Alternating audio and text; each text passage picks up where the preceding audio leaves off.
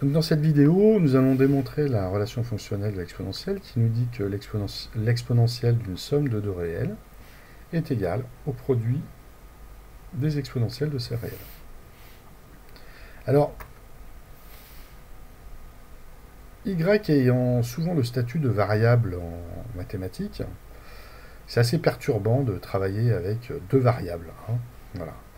Donc ce qu'on va faire, on va tout simplement démontrer la même chose, mais on va prendre une autre notation, c'est-à-dire qu'on va dire que pour tout b appartient à R et x appartient à R, eh bien l'exponentielle de x plus b est égale à l'exponentielle x que multiplie l'exponentielle b.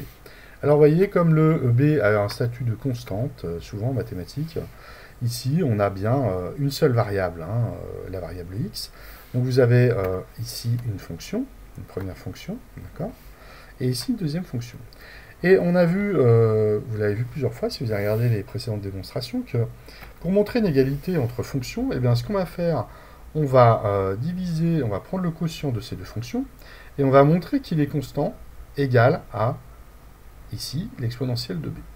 Donc le schéma, c'est un schéma classique, c'est on introduit une fonction, on la dérive, on montre que la dérivée est nulle, on en déduit que la fonction est constante, on trouve cette constante et on obtient l'égalité. Alors on va le faire ensemble. Donc ici, soit g de x, qui est égal à donc l'exponentielle de x plus b, divisé par l'exponentielle de x. Si nous arrivons à montrer que cette fonction est constante et qu'elle est égale à x, l'exponentielle de b, pour tout b et pour tout x, nous avons gagné. Donc déjà, cette fonction, qu'est-ce qu'on peut en dire au niveau de la dérivabilité? Eh bien c'est un quotient. C'est un quotient de deux fonctions dérivables sur R, et en plus, attention, condition qu'il ne faut pas oublier, le quotient ne s'annule jamais, puisque l'exponentielle ne s'annule jamais. Donc on peut écrire que G est dérivable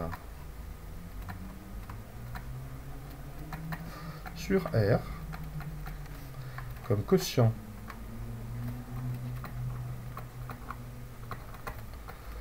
de deux fonctions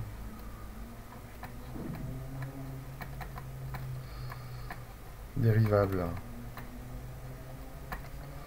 sur R avec le dénominateur qui ne s'annule pas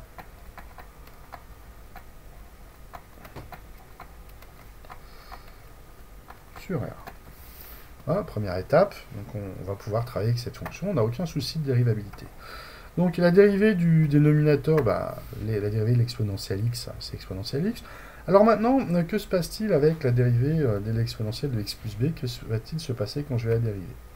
Donc je vous rappelle, quand j'ai une fonction g de x plus b, et que je dérive, alors on ne va pas se poser de problème de la valeur de x plus b, puisque là on est sur des fonctions qui sont dérivables sur R. Donc quelle que soit la valeur de x, quelle que soit la valeur de x plus b, je vais pouvoir dériver g.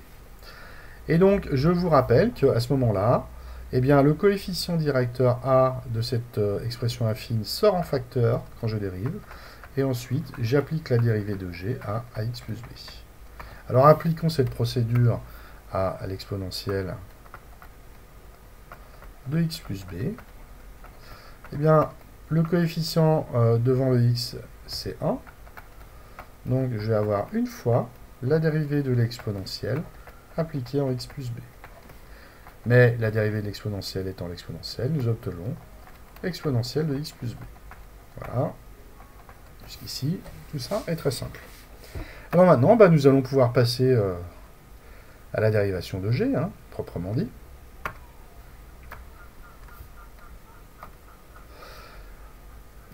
Dérivons g de x, dérivons g. Alors, je vous rappelle, vous partez toujours de l'expression, vous réécrivez votre fonction.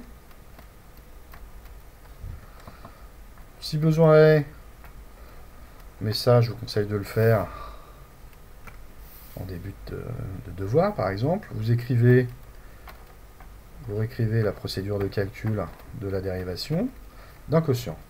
Donc, je dérive le dénominateur, le numérateur, et je multiplie par le dénominateur. Moi, je multiplie le numérateur par la dérivée du dénominateur. Et ensuite, je divise par le carré du dénominateur. Alors, appliquons cette procédure de calcul à notre fonction g. Eh bien, on y va. Alors,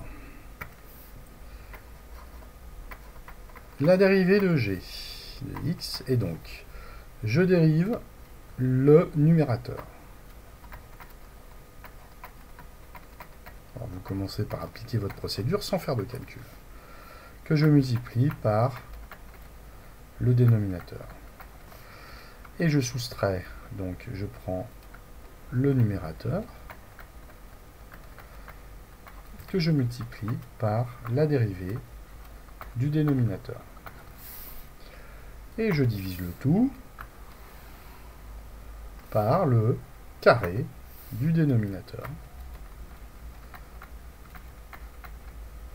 Voici. La première étape, j'ai juste appliqué ma procédure de calcul. Donc il faut y aller doucement. Là, on a vu que l'exponentielle, la dérivée de l'exponentielle de x plus b, c'était tout simplement l'exponentielle de x plus b. Bon, là, je ne change rien. Moins l'exponentielle de x plus b, que multiplie, eh bien, la dérivée de l'exponentielle, c'est l'exponentielle, et je divise par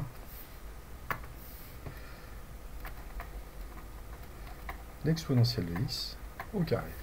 Et on voit bien qu'ici, le numérateur s'annule. Nous avons l'exponentielle de x plus b fois l'exponentielle de x moins, eh bien la même chose. Donc, g' de x est égal à 0. Et ceci, pour tout x, appartient à R. D'accord? Il s'ensuit, eh bien, si la dérivée de g est constante, que peut-on dire de g? La dérivée est nulle, que peut-on dire de g? Elle est constante. Il s'ensuit que g est une fonction constante. Or, eh bien, calculons g de 0. G de 0, c'est égal à exponentielle de 0 plus b, c'est-à-dire b, sur exponentielle de 0. Exponentielle de 1 de 0, c'est 1. Donc vous obtenez exponentielle de b. En conclusion, on peut conclure que... Alors, on y va.